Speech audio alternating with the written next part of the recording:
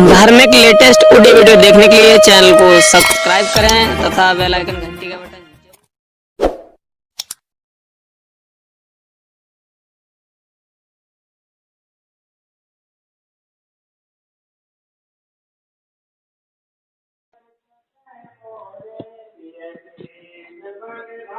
Hello. Hello, कौन? मैं मणियन झाऊ तहसील सावाद जिला रामपुर से बोल रहा हूँ, डीपी यादव। पहले पापन से बात कर ले हो। हाँ, कराओ।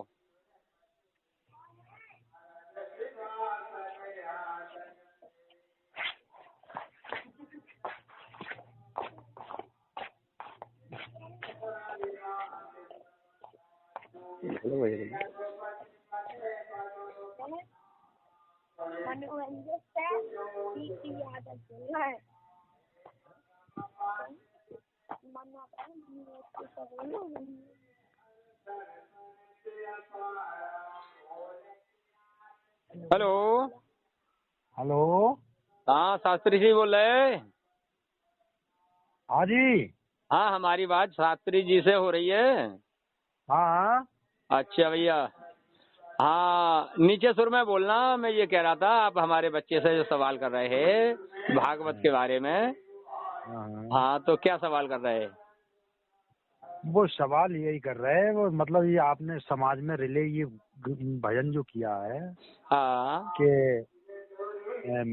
मिट्टी से भी मनुष्य की उत्पत्ति है निकली या हुई है हाँ। पहले कभी, कि दशरथ जी मिट्टी से पैदा हुए, सीता जी मिट्टी से पैदा हुई, उसमें मतलब वो बहन भाई बन गए, उनके वो मतलब जो है फिर ससुर बन गए।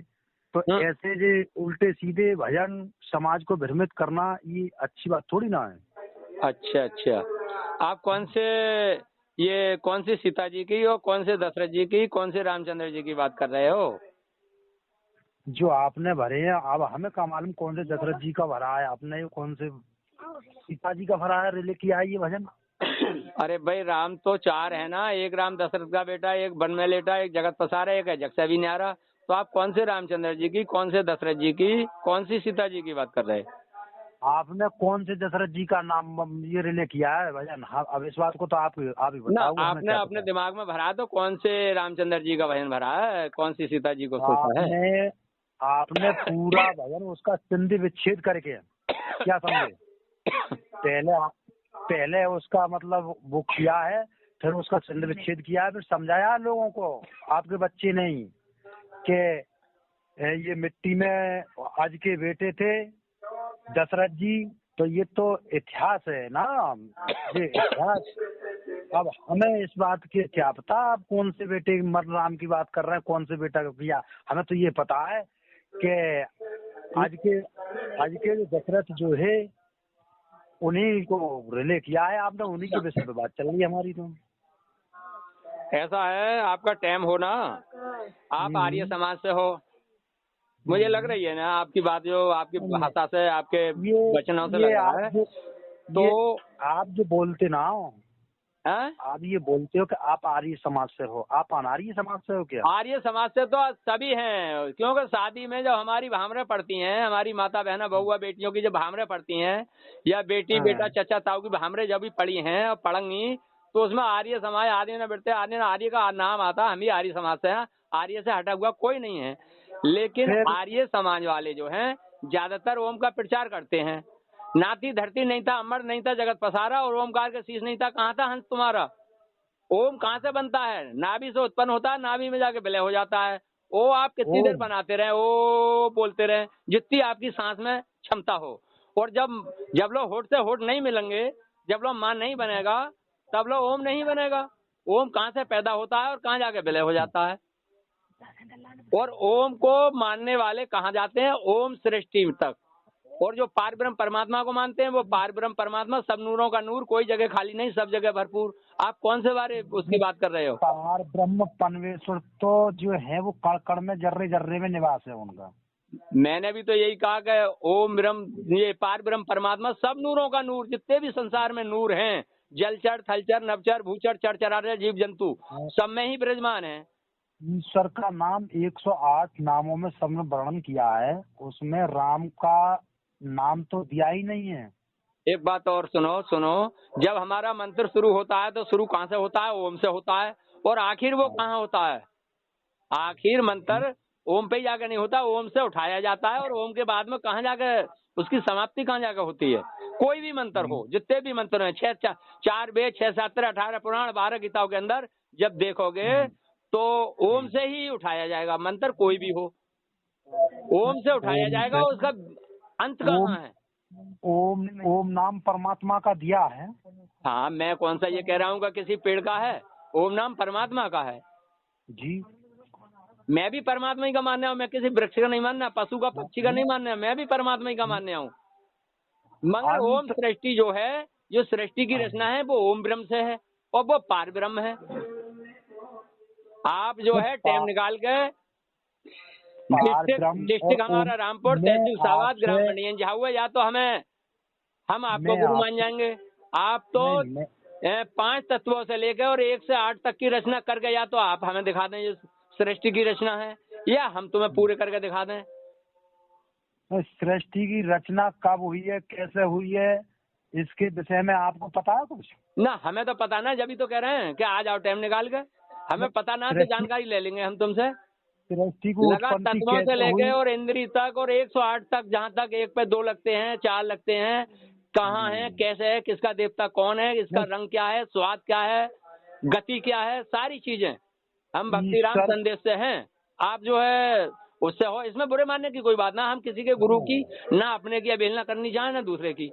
मैं आपसे ये कह रहा हूँ, जैसे ये आपने समाज में ये भजन जो रिले किया है, अब चलो हम या और कोई 2-4 ऐसे आदमी व्यक्ति, ऐसी बात नहीं है, अच्छे सज्जन भी सुनते हैं ऐसी चीज को, बिल्कुल, और वैसे भी सुन रहे हैं।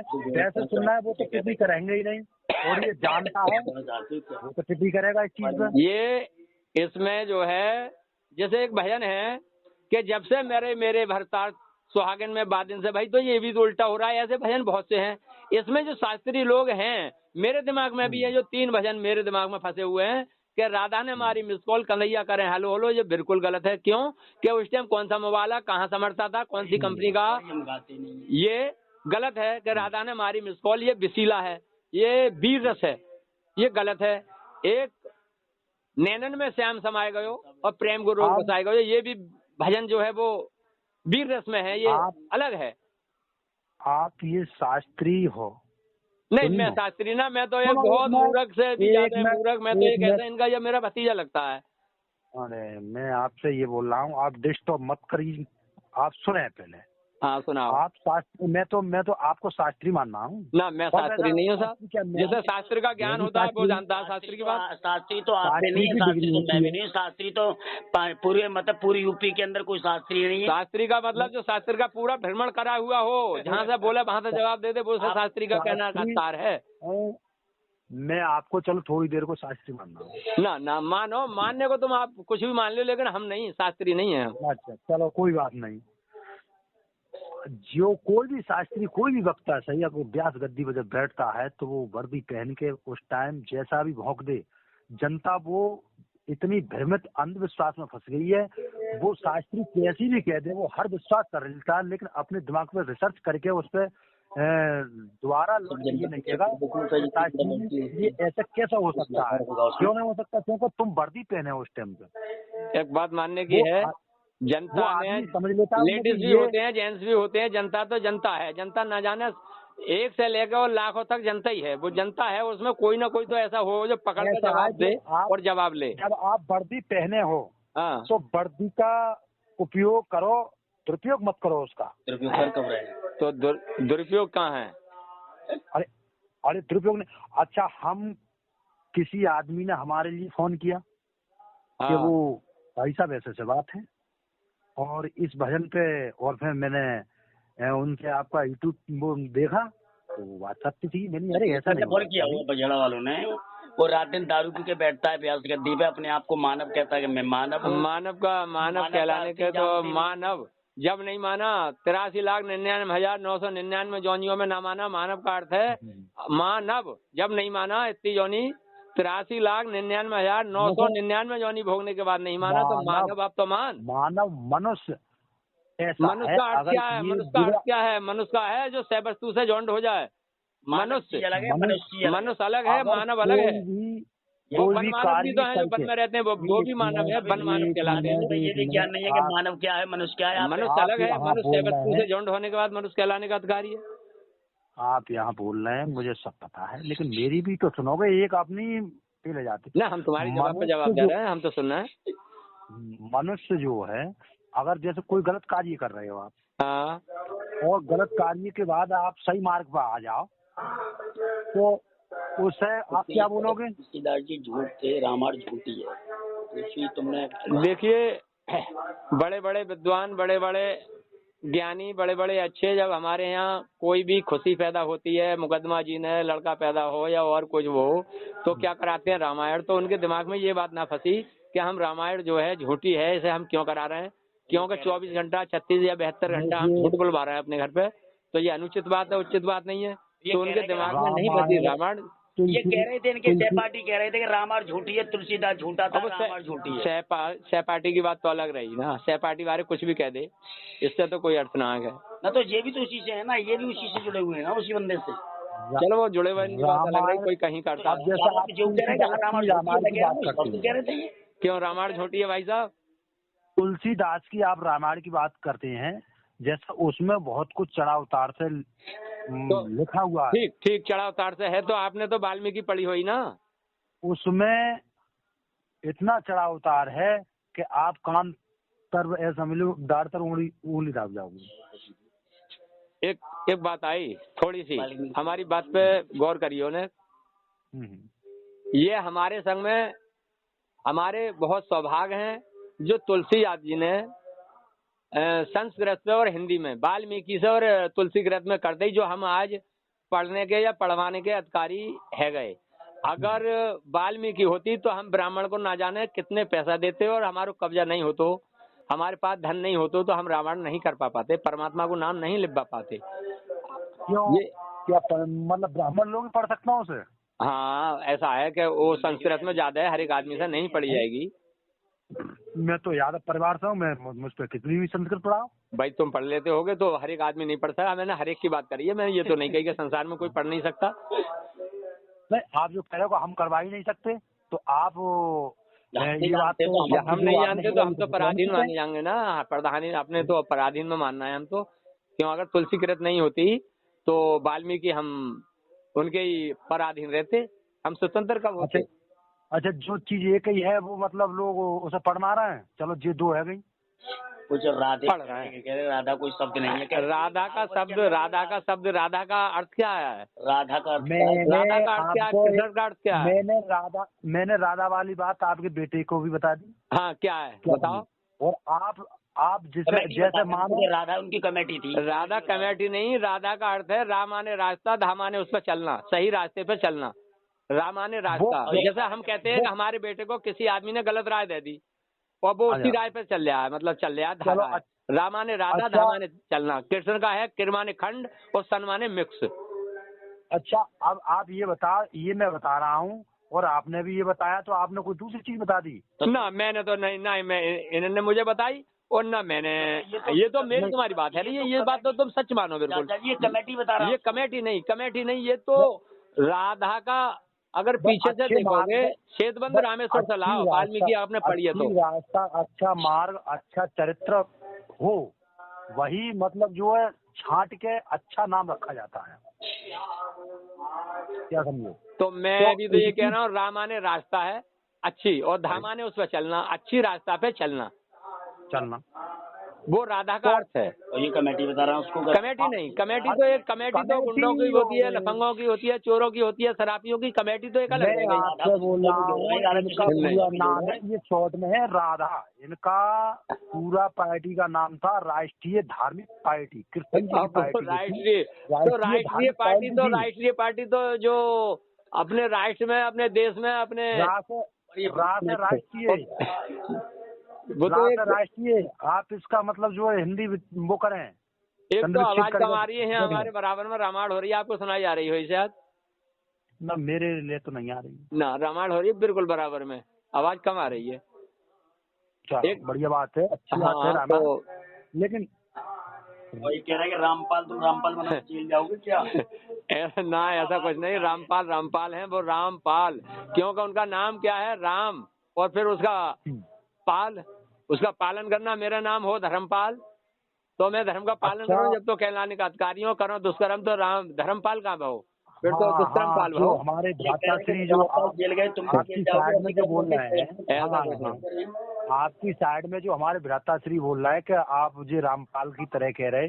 हाँ, अगर मैं ये दावा के साथ कहता हूँ और चैलेंज के साथ कहता हूँ, अगर ऐसे गाने यूट्यूब चैनलों पे अगर हम पकड़े जाएंगे तो वो हो सकता है उन्हें रास्ता ये अपनाना पड़ सकता है।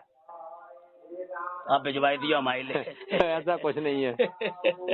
बड़े बड़े शास्त्री बहुत बहुत गलत बोल रहे हैं, गलत चश्मा लगा रहे हैं, गलत काम कर रहे हैं, वो शास्त्री हैं और अपने को शास्त्री कहला रहे हैं। सुनो, जो इनके सहपाठी हैं वीरेंद्र सिंह, तुम्हारे जो इसमें जो आर्य समाज में श्रीमान जी जो हैं, जिनको तुम बता रहे हो बझेड़ा वाले, मेरे सामने मेरे सामने खुद उन्होंने इतनी पौओं की डांटें तोड़ी है ना, दारू पी पी करके भागवत बांची है, और आज 4 दिन से वो इस चीज में आ गए। तभी तो हमारे क्या वो कह रहे हैं हम मानव हैं। मानव और मनुष्य का तो बहुत बड़ा अंतर है। अरे मानव, एक तो आदि मानव भी तो था, वो भी तो मानव था। आदि मानव है, वन मानव है, वन मानव है, ये भी मानव था। तो इन्होंने रात ने डांटे तोड़ी है, रात ने मांस मदिरा खाया है। उस बात को ना क्यों ना तुम तो लेकिन ये गलत है, गलत ये काम करने के बाद सुधर जाए अब वो कह रहे हैं ना कि मैं मानव हूँ या मैं मनुष्य हूँ, तो उस चीज की पहले खोज करिएगा। मैंने चाचा से इसलिए बात कराई, सुनो भैया, इसलिए बात कराई कि अगर आपको अच्छा नहीं लग रहा है तो आप हमारे चैनल को मत खोलिएगा, लेकिन सच जो है, आपने कहा कि रामायण झूठ है या तुलसीदास ने सब कुछ झूठ लिखा है या रामायण को हम नहीं मानते हैं, ठीक है। अगर तुम हमारे वंश की, हमारे ग्रंथ की अगर अवहेलना करोगे तो हमको बर्दाश्त नहीं होगी। हम ही तो साफ बात कहते हैं। अवहेलना तो आप ही कर रहे हो। मैं क्या अवहेलना कर रहा हूँ? ये तो आपने कहा नहीं कि रामचंद्र जी तुम्हारे ऐसे थे, तुलसीदास जी झूठा थे। तुमने कहाँ झूठा पकड़ा गया तुलसीदास जी को, बताओ। तुलसीदास की रामायण जो है वो दबाव में बनी हुई, अकबर के शासन की बनी हुई है। दबाव में बनी हुई है, उन्होंने दबाव में बनाई थी वो रामायण। जी जी, मुसलमानी शासन था उस अच्छा, टाइम। तो मुसलमानों ने तुलसीदास जी पे दबाव डाला था। भाई ऐसी ऐसी बातें लिखी है उसमें, आप 4 तक तले हो दब जाओगे। भैया, तो मुसलमान भाइयों ने दबाव डाला था तुलसीदास जी पे। बिल्कुल, अकबर ने बहुत ऊंची नीच करके लिखवाई है भाई इसमें। अच्छा, अकबर ने अपने हाथों से ऊंच नीच करके लिखवाई रामायण के लिए कि तुम ऐसा ना ऐसा। बिल्कुल बिल्कुल। शास्त्री जी, सबसे मेन बात तो हमें आपसे एक ही बात कहना चाहेंगे, कहीं ऐसा ना हो कि ये कहीं तुम्हारी पेंट सब गीली ना है जाए। अगर हमारे पास में अगर हमारे मिशन के पास में बैठ गए और अगर तुमसे पूरी अगर इसकी खंडन विच्छेद करने लगे नहीं, तो आप समाज छोड़ के भाग जाएंगे, ये ध्यान रखना। बड़ी बात तो शास्त्री जी एक बात सुनो, हमारा दूसरा जो मजहब है मोहम्मदन मजहब, वो कैसी भी बात हो उसको बढ़ावा देता है, और आप अपने मुखारबिन से अपने मजहब को, अपने शास्त्र को, अपने ग्रंथ को अगर झूठा बताओगे तो वे लोग क्या कहेंगे? हम अपने ग्रंथ को तो झूठा बता ही नहीं सकते। अब ये बात देखो कि उन्होंने दबाव में लिखवा दिया तो कहीं भी कुछ भी लिखवा दिया, वो गलत है। देखो, वो अपने ग्रंथ को, अपने कुरान को, अपनी बाइबल को, हम अपने उसे कभी गलत नहीं बताते। में लिखिए रामायण लिखवाइए, ये गलत है। देखो, अपने शास्त्र को, अपने धर्म को, अपने उसको अपनी जबान से हम गलत कहें तो दूसरे आदमी को मौका मिलेगा। गलत है। आपको जो बात गलत लग रही हो तो अपने हृदय आकाश में डालें और उसे वहीं रोकें। हम आपसे कह रहे हैं कि हम वाल्मीकि रामायण सत्य मानते हैं। वाल्मीकि रामायण सत्य मानते हैं, बहुत पीछे बनी हुई है ये रामायण। तो उसको ले लो, तुम रामेश्वर से ले लो। देखो, हाँ, वाल्मीकि रामायण जो है तो वहाँ से रामेश्वर, सेतुबंध रामेश्वर का जो निर्माण हो रहा था, ये कृष्ण यहाँ जो द्वापर में आई कहानी वो वहाँ से आई। क्योंकि जब सेतुबंध रामेश्वर का, जब तुमने पढ़ा होगा, मेरी बात को सच ना माने आप अपनी पढ़े हुए पे विचार करें, तो जब निर्माण हो रहा था तो एक पर्वत लाया जा रहा था, तो वहाँ से सूचना मिली, कहीं मोबाइल नहीं है, कोई वायरलेस नहीं है कि पुल का निर्माण हो चुका, आप अब नहीं लाए पर्वत। तो जो पर्वत में देवनाएं ही वो बोली कि हम इतने भागहीन लिख रहे जो कि परमात्मा यानी रामचंद्र जी के दर्शन न कर पाए। तो वहाँ से हृदय आकाश में उन्होंने कह दिया था द्वापर में आके जब मैं दोबारा जन्म लूंगा तो आपके हाथ का नीर भी पीऊंगा, आपसे प्रेम भी करूंगा, आपका पूजन भी होगा, आप मेरा भी पूजन करोगी। तो ये तो वाल्मीकि रामायण में भी है। तो वहाँ का ये तो बड़े पीछे पीछे के वरदान, और पहले सतयुग के वरदान त्रेता में, और त्रेता के वरदान द्वापर में, ये तो चली आई है कहानी। तो इन्होंने एक बात आप कही ये कि बता रहे हैं। अजन्मा ना आप मेरी भाई- बात ना माने, आपने पढ़ी है वाल्मीकि, तो ये मैं गलत चलो, बोल रहा हूँ चलो, तो मुझे चलो, जवाब दे। आप हम तो खैर देखेंगे, लेकिन आप ये बता सकते हैं कौन से अध्याय में है ये? भाई अध्याय तो देखो भाई, इतना मैं तो पढ़ा लिखा हूँ नहीं। जो तुमने पढ़ी है तुम इतने विद्वान हो, तो आप तुमने पढ़ रहे हो, आप पढ़ रहे हो, मैं सुन रहा हूँ, ऐसे मानो। वाल्मीकि आप पढ़ रहे हो, आप नहीं, आपका भाई सही, कोई भी पढ़ रहा है, आपके मैं सुन रहा हूँ। शास्त्री जी, इनको तो मेरे अंदाज तो इनने वृंदावन में गुरुकुल में शास्त्रार्थ करुआ जी, आपके रामनिवास जी शास्त्री जी हैं। अच्छा, इन्हें तुमने तो अपना नाम नहीं बताया मुझे। बहुत है। तुमने इनके अपना पास सुनो, बोलने की टेक्नोलॉजी आपने बहुत है, मुझे बुद्धि अपना बहुत है। भैया, तुमने अपना नाम नहीं बताया। जब तुम इतने, अगर तुम ऐसा, पहले मुझे अपना नाम बताइए। मैं तुम्हें पहचान नहीं पा रहा हूँ। तुम अपना नाम तो बताओ, कहाँ से हो? नहीं, या नाम आपकी- बताने में क्यों सच्चा रहे हो आप लोग? आपके वातावरण से, आपकी भाषा से मैं बहुत प्रसन्न हूँ। मैं केवल आपसे यही शब्द बुलवाना चाह रहा हूँ। हाँ, तो तुम मेरे अपना नाम बताओ ना। नाम बताने में आप क्यों मतलब सकुचा रहे हैं? आप अपना नाम खुल के बताइए ना। सकुचा ना रहा हूँ मैं तो अपना, और पूरा डायरेक्शन आपको दे ही दूंगा जिस दिन लोग।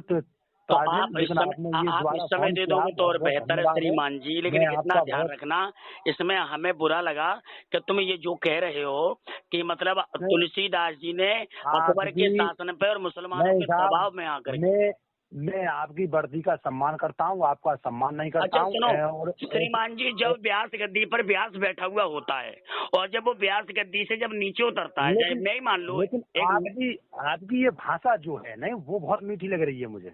सुनो श्रीमान जी, मेरी सुनो। आपने जो कहा, जैसे मैं व्यास गद्दी बैठा हूँ और व्यास गद्दी पर से कोई व्यास जब नीचे उतरता है तो उसके चेहरे पर मुस्कुराहट भाग जाती है और मुरझाई सी आ जाती है, यानी कि वो सोचता है। जब व्यास गद्दी से जब नीचे जब वो कदम रखता है तो आखिर उसके चेहरे पर मुस्कुराहट क्यों नहीं रहती है? इसका कारण बताइए आप।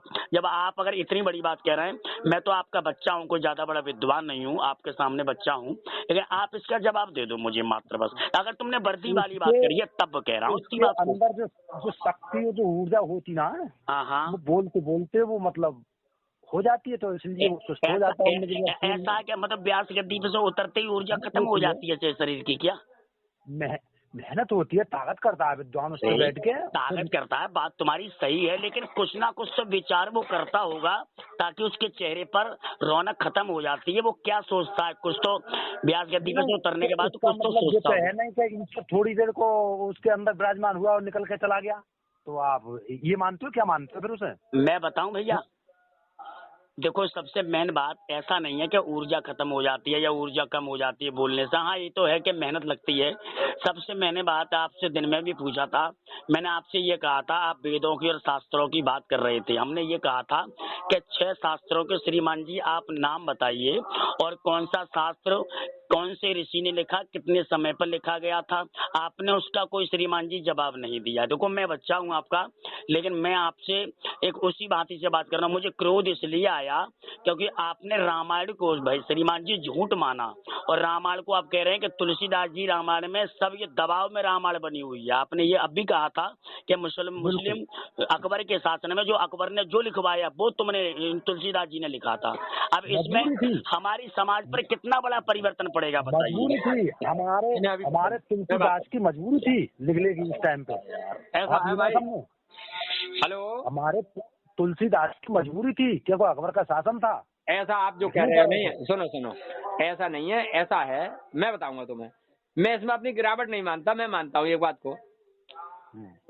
नीचे सुर में बोलियो, मैं ऊंचे सुर में यूँ बोल रहा हूँ कि ये बराबर में रामायण हो रही है। ऊंचे सुर में बोलता ही नहीं हूँ। मुझे तो आपके रामनिवास जो शास्त्री जो हैं उनकी ज्यादा भाषा बहुत मीठी लगती है, और वो ऐसी भाषा में चाहता हूँ कि ऐसे ही मतलब जो है, अब मैं ऐसा अंश शब्द बोल नहीं सकता क्योंकि ठीक मैं बताऊं, भाव में भाव मिल जाता तो सही है, और भाव में जब अभाव मिल जाता है तो वहाँ गड़बड़ी हो जाती है। जब भाव में हमारा तुम्हारा भाव में भाव मिल गया, यानी हमारी और तुम्हारी भाव में भाव मतलब हाँ में हाँ मतलब सही दिमाग में तुम्हारी भी फंस गई और हमारी भी, तो वो भाव में भाव मिल गया, तुम्हारे दिमाग में नहीं फंसी, या तुम्हारी बात हमारे दिमाग में नहीं फंसी, तो वो भाव में अभाव मिला, भाव में भाव नहीं मिला, भाव में अभाव मिल गया, तो गड़बड़ हो गया मामला। ऐसा है जो रामायण जो लिखी गई थी, दबाव वबाव की कोई ना, ऐसा है जो जैसे आपने सुन ली या मैंने सुन ली वो बात अलग रही। ये रामायण लिखी गई थी, रामायण लिखने के बाद में ये जो उनकी तुलसीदास का लेख था वो गंगा में बहा दिया गया था चुरा कर, लेकिन उनकी घरवाली ने उसकी जो नकल करी थी, जब वो पागल हो गए कि मैंने इतनी मेहनत करी है, वो मेरी कहाँ है लेख, तो उसके बाद में उसको लिखा था दोबारा जो पुनः लिखा गया। लेकिन जो ऐसे मानो हमारी घरवाली भी पढ़ी लिखी और हम भी पढ़े लिखे, हालां है नहीं हम पढ़े लिखे, हम तो एक अनपढ़ हैं। हम कोई चीज लिखें और बहुत मेहनत करें, बहुत प्रयास करें, बहुत सोच समझ के लिखें, और हमारी वो चीज चोरी हो जाए तो हमें बहुत बड़ा बैराग होगा। यूं तो हमारे दिमाग काम नहीं कर रहा है, यूं तो झूठ है ये। नहीं भाई साहब, अब रामायण एक लिखी गई और लेख एक से आज के तौर में लाखों करोड़ों, तो एक से एक की नकल तो फिर नकल मानी जाएगी।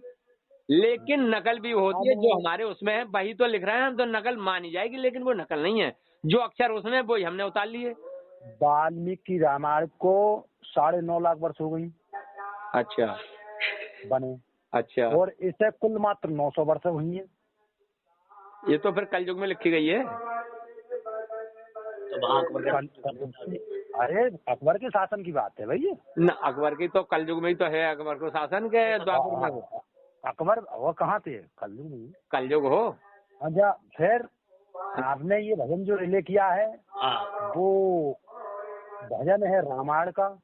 बात करते हैं आप वेदों की, तो वेदों को तो मतलब हो गई 1 अरब 49 करोड़ और 1 अरब सृष्टि की उत्पत्ति को 1 अरब 97 करोड़ 49 लाख 123वां वर्ष चल रहा है।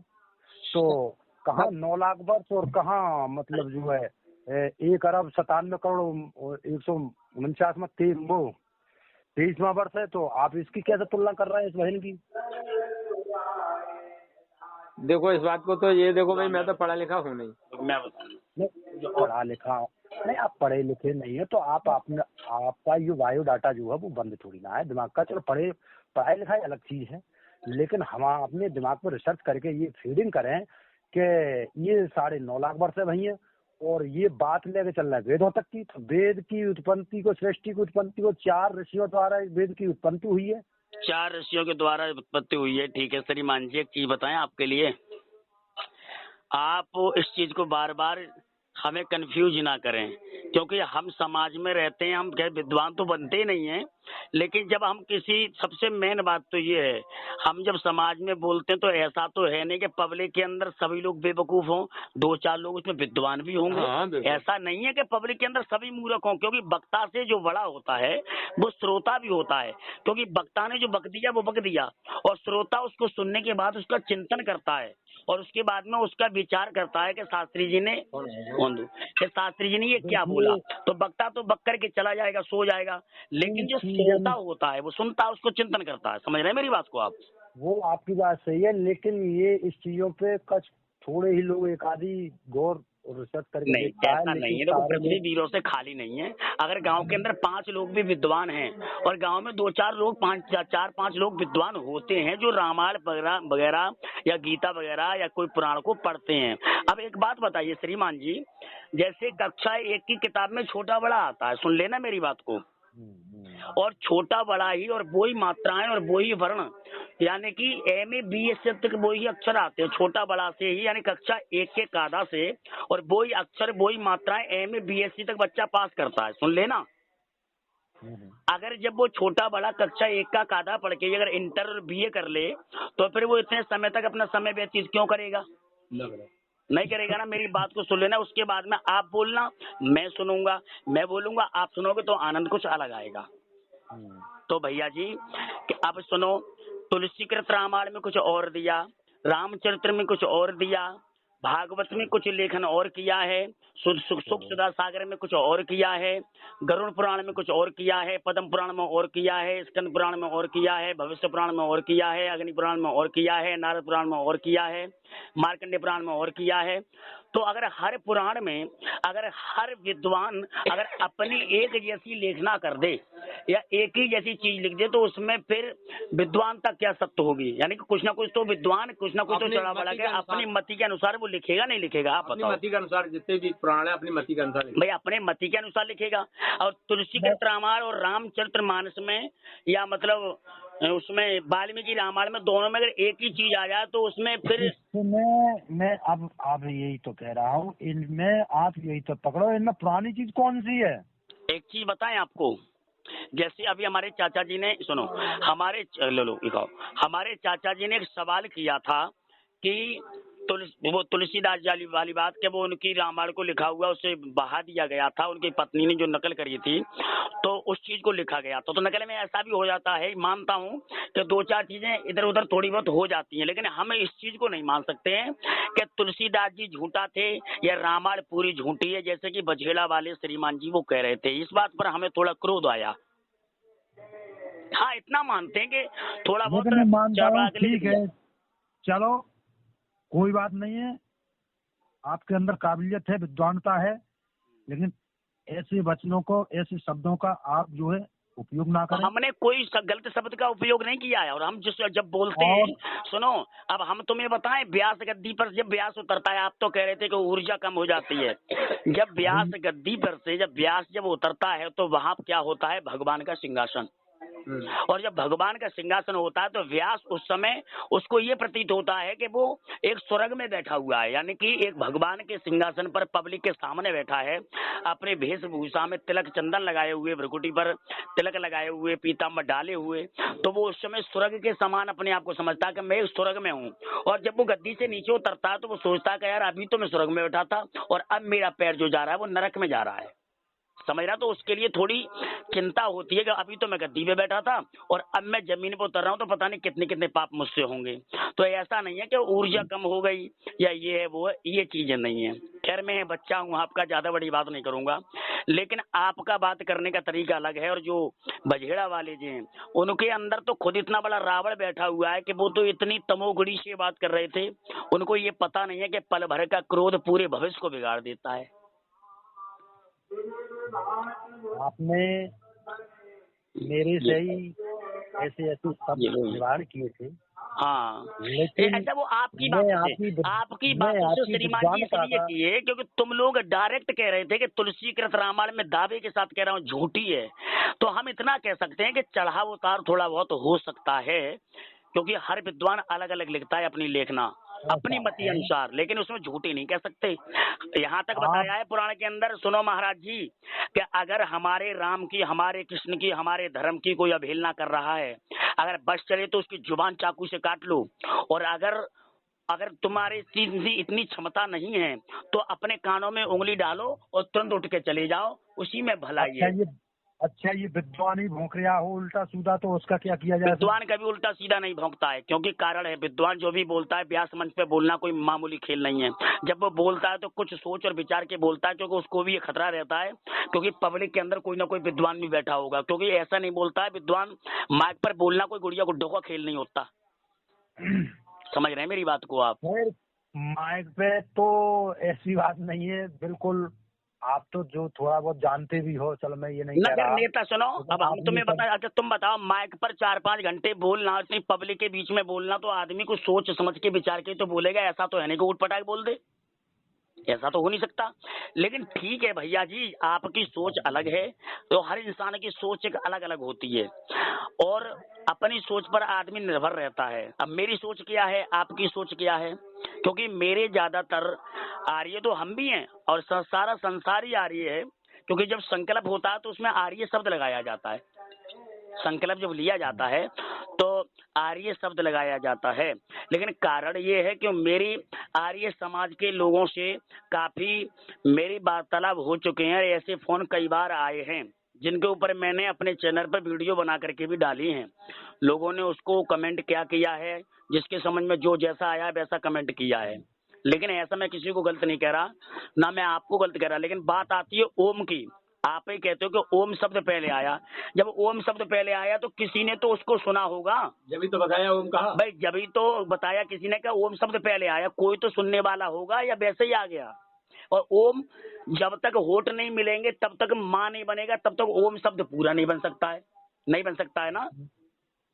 है ही पूरा, जब होठ मिल जाएंगे तो अगर हम पूरा ओ शब्द कह हो देंगे, जाएगा। ओ कहते रहेंगे और जब तक होठ नहीं मिलाएंगे तब तक ओम शब्द बन जाएगा। आप बताओ, नाभि से ही ओम शब्द प्रारंभ होता है और नाभि में जाकर के समाप्त हो जाता है, विलय हो जाता है। विलय हो जाता है ना, वहीं पर जाकर के वो विलय हो जाता है। तो इस बात को भी तो सोचिए, क्योंकि हम तो खैर बड़ी बात नहीं कहते हैं, सोचने यानी कहने से पहले यार ये भी देख लो कि हम कह क्या रहे हैं। और हमको देखो, एक से एक बड़ा विद्वान होता है। जैसे आप कह रहे दिन में ना कि कोई किसी के लिए आप बुला लाना और हमारी परिचय कराना, और हम किसी से दबते नहीं है। तो खैर देखो, घमंड नहीं करना चाहिए, भगवान का भोजन अहंकार होता है। अकड़ के रहना ये मुर्दों की पहचान होती है। और सुनो, झुकता वही है जिसके अंदर वजन होता है। समझ रहे हैं मेरी बात को। अकड़ना तो मुर्दों का काम है, मुर्दा करता है, और झुकता वही है जिसके अंदर क्षमता होती है। समझ रहे हैं मेरी बात को।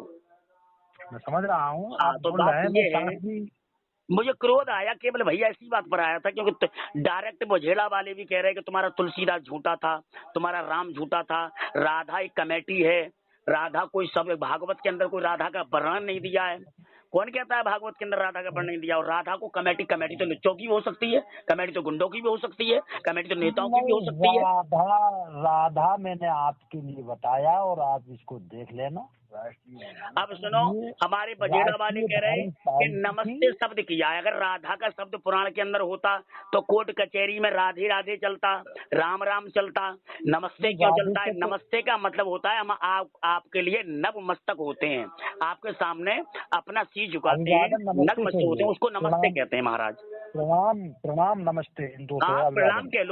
प्रणाम कह लो या नमस्ते कह लो, तो नमस्ते का मतलब है नग मस्तक होना, प्रणाम का मतलब होता है सम्मान करना। इसका मतलब ये नहीं है, आप डायरेक्ट ये नहीं कह सकते कि राधा कुछ नहीं है या राधा का कोई वर्णन भागवत के अंदर नहीं आया है। इस बात को हम राधा कभी भी नहीं मान सकते हैं भाई साहब। राधे से कोई अभिवादन नहीं है। कैसा, कौन कहता है अभिवादन नहीं है? अरे नहीं, रामानी नहीं, रहा, धीमानी मार्ग, अच्छे मार्ग पर चलाने वाला वही राधे है। अरे कृष्ण मानी, ये कुछ कृष्ण मानी नहीं, अर्थ और ये आप अपने मानी स्तर खंड से और आप सन अपने मानी स्तर उसका से मिक्स होता है। आप अपने स्तर से इसका विज्ञापन ना दें, क्या समझे? विज्ञापन हम जो अपने कह रहे स्तर से महाराज जी सही दे रहे हैं। और सुनो, आपको गलत लग रहा है, अब तुमने ये जैसे बझेड़ा वाले भी कह रहे थे, आप भी कह रहे थे कि कोई विद्वान हो हमारे सामने ला के बैठा देना। हमेशा ध्यान रखना, क्योंकि इतनी बड़ी बात ना कहे, हीरा मुख से कभी नहीं कहता है 1,00,000 टका है मूल, बड़े ना बड़ाई करिए, बड़े ना बोले बोल। अपने मुंह से कभी तारीफ नहीं होती कि मैं विद्वान हूँ, ये भी ध्यान रखो।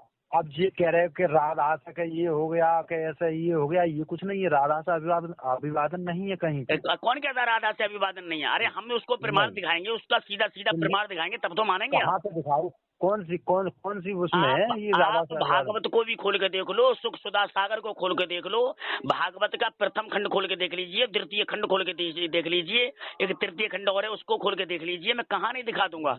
लेकिन मेन चीज ये है कि देखो, अरे यार अब मैं आपको ये देखो, ऐसा होता है भैया, ये जो गोपियां ही ना, ये जो गोपियां थी, ये भगवान जो राम थे 12 कलाओं से अवतार लिया था इन्होंने।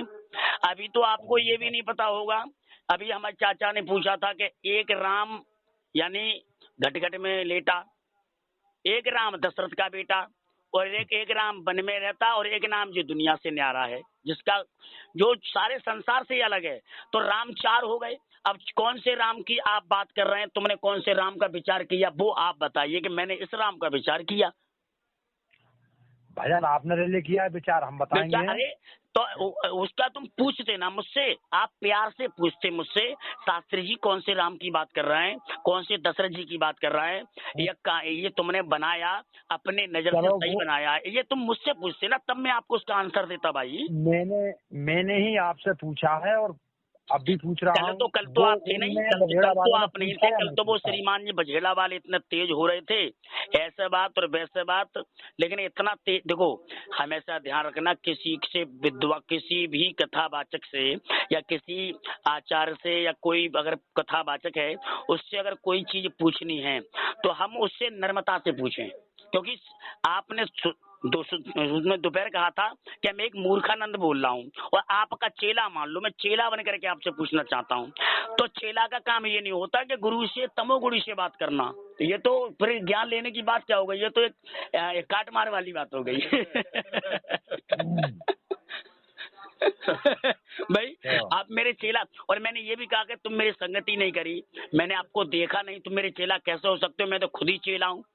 लेकिन फिर तुम तमोगुणी से बात कर रहे थे, बाद में कह रहे कि तुम जैसे लोगों से मैं बात नहीं करता हूँ, तुम तो पाखंड फैलाए रहे हो, तुम रामपाल बन रहे हो, तुम जेल जाओगे, तुम ऐसा पाखंड फैलाओगे, हम उसमें टिप्पणियां उड़ाएंगे, तो ये क्या है, ये तो गलत है। नहीं, अब तुम मुझे गुरु भी मान रहे हो और मेरी मतलब कोई बात ना, मानने से और उससे तो अलग है। लेकिन मानना एक अलग चीज है, गुरु मानना एक उल्टा अलग चीज है। उल्टा सीधा आप ये मतलब विज्ञापन दोगे तो क्या होगा?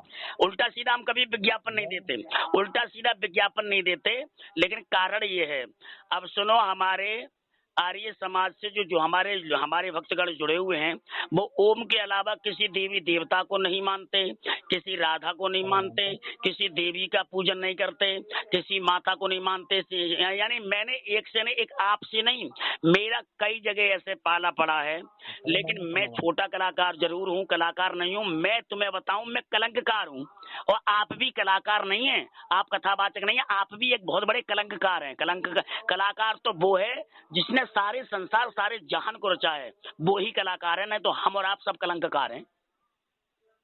अगर बताइए कलंककार ना हो तो बताइए, कलाकार तो वो है। कह रहे हैं, एक मिनट मेरी सुनो, आपने अपने मुंह से बोला कि आप किसी देवी को नहीं मानते, किसी देवता को नहीं मानते, और क्या क्या तुमने बता कर फेंक दिया। आप इसको तो जानते ही होगे, आप देवी देवताओं का अर्थ बता सकते हैं हमें? आप क्या एक चीज बताएं भैया, खैर इतनी बात तो खैर मैं तो तुमसे क्या बकचोदी करूंगा, मैं इतना ऐसा है मेरे पास इतना क्यों, मेरे आगे भोजन का वो हमारे चाचा से पूछिए आप। भैया जी, देवी देवता किया है आपने? ओ भैया जी, चाचा के साथ बगल रहे हो, चलो भैया वही बता आप हमारी सुनो थोड़ी। मेरे चाचा ही तो हैं, हमें तो सब एक ही। ओ भैया, हाँ साहब बोलो, सर बोलो। ऐसा है, हम मानते हैं, हमने सुना भी है कि जो देवताओं को पूजेगा वो देवलोक को ही प्राप्त होगा। बस देवलोक? हाँ, देवलोक को जाएगा। जो वृक्षों को पूजेगा वो वृक्षों में ही उसकी उत्पत्ति होगी, जो पहाड़ों को पूजेगा वो पहाड़ों में उत्पत्ति होगी। कैसे कैसे कैसे कैसे मनवाते हो आप देवता, ये बताएं, हम कौन से देवता को मनवाते हो, क्या करना चाहिए देवता का? देखो एक बात, मेरी बात सुनो। अरे सुनो, मेरी बात सुनो, अरे सुनो, अरे मेरी बात सुनो, मैं जवाब दूंगा। मैंने केवल आपका ही रस ले रहा हूँ, मैंने अभी कुछ नहीं बोला है मैंने आपसे। मेरा मतलब कहने का ये है कि जो जिसे पूछता है, भैया सुनो, जो जिसे पूछता है वो उसको ही प्राप्त होता है। क्यों? अंतमति सोई गति, वेद पुराण का सार है, गीता का प्रचार है, रामायण की चौपाई है, और महात्माओं का बखान है। यो भी है, जो अंतमति होती है उसे ब्रह्मा विष्णु महेश सूर्य दिनेश कोई भी टाल नहीं सकता। अब बात आती है कि किसी हमारी अब मुख्यमंत्री से बात करने की क्षमता नहीं है, और हम चौकीदार से बात नहीं करें। हेलो, आप ब्रह्मा विष्णु महेश को देवता हैं?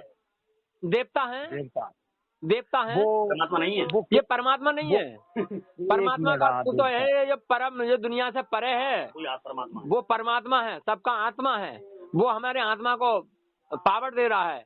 और ये ब्रह्मा विष्णु महेश जो हैं ये देवता हैं, त्रिगुणी देवता है। हाँ, तीनों गुणों के देवता हैं। यही रजोगुण तमोगुण और सतोगुण हैं, यही ब्रह्मा विष्णु महेश हैं। अगर परस्पर देखो ये तीनों एक हैं। ये तो ये अलग से हैं या मनुष्य में ही विराजमान है जी? क्या मतलब? ये अलग से पूजे जाते हैं या मनुष्य में विराजमान है जी? पूजे अलग से जाते हैं, वैसे ये भी देहधारी हैं। देहधारी हैं, देह में आए हैं, शरीर में आए हैं। 5 तत्वों का शरीर था इनका। 5 तत्व, 3 गुण, 4 वाणी, 4 शरीर। आप कहोगे 4 वाणी कौन सी है? बैकरी, मध्यमा, पश्यंती और परावाणी। परंपरा से परे प्यारा दुष्टन का जो संहार हरक ज्ञानी पास तुम्हारे भाषा आय जो शरण काटे यंत्रासा भक्तन की नित करता रखवारी जैसा छोटे बालक को रखती महतारी। ये आए शरीर में है लेकिन पूजा लग जाते हैं। ये संसार की प्रक्रिया है। अब हमारी मुख्यमंत्री से बात करने की बात ना है तो हम चौकीदार से बात ना करें।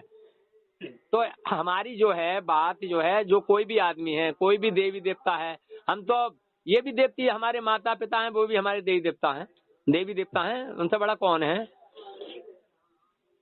मगर है शरीर में। अब शरीर छोड़ कर चले जाएंगे तो हम उन्हें पूजेंगे, याद करेंगे, तो वो शरीर तो उनका छूट गया, फिर उनकी प्रतिमा पे ही तो करेंगे ना। तो आप पूछते हो हैं? एक बात बताओ। नहीं, अरे मैं आपसे पूछ रहा हूं। नहीं आप पूछते तो हो ही। हाँ, हम तो जब एक बात सुनो, जब शरीर छोड़कर चले गए तो उन्हें हम नहीं पूजे, हम तो पूछते हैं साहब। तो जब पूजा आप जानते हैं? शरीर में है, साक्षात है, जब लोग शरीर में पूजे। नहीं, आप जब शास्त्री जी के घर चाचा हो तो मेरे भी, मैं आपको मानता हूँ कि चाचा ही हो गए। मैं तो आपसे भाई साहब करके बात करना, चलो कोई बात नहीं, कोई बात नहीं, चलो। हाँ ऐसा है, देखो जो आप एक मिनट मेरी सुनो। हाँ क्यों आप पूछते हो, पूजा का अर्थ तो आप जानते होगे। काय क्या पूजा का अर्थ? पूजा का अर्थ क्या भैया, जैसे हम पे आते वैसे ही पूछ लेते हैं हम तो।